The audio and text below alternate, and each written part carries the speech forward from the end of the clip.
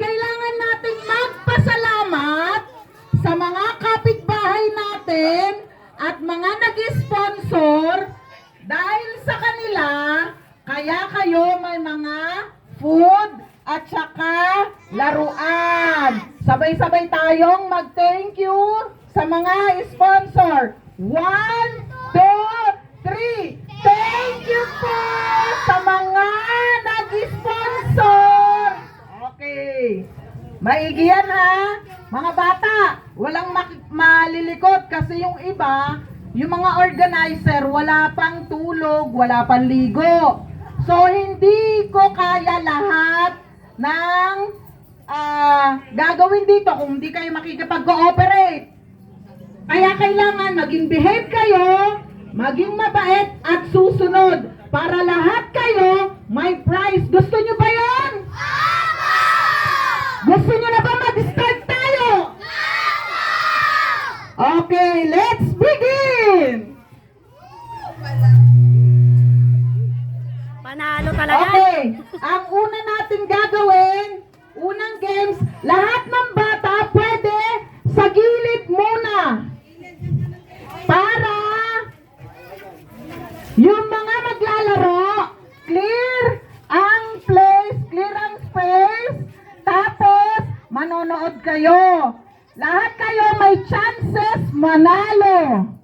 Kailangan lang gagalingan nyo sa games ha. Ay, reminder, ang mga batang walang mga name tag. Binigyan namin kayo ng name tag kasi importante yan. Hindi yan dahil sa gusto lang namin. Diyan, na-indicate namin kung ilan ang mga batang nandito. So far, ang nag-participate sa atin dito sa ating mga lugar, ang mga bata ay 75 children. Okay?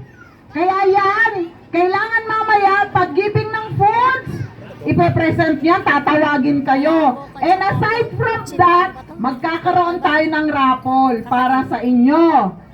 Pag hindi nyo binigay yung mga name nyo, hindi kayo mananalo. Kaya kailangan ingatan nyo yung mga name nyo ha. Naintindihan nyo ba ako? Okay. First, mag-games na tayo. Ang unang games natin, sino ang mahilig sa saging? Taas ang kamay! Okay, ang dami. Diyos me, Marimar! Magkakaroon tayo ng 2 sets ng games. Ang una muna, pwede ba? Mga 3 to 4 years old, parang mga ganito kalaki. Ganito. Ito. Hey!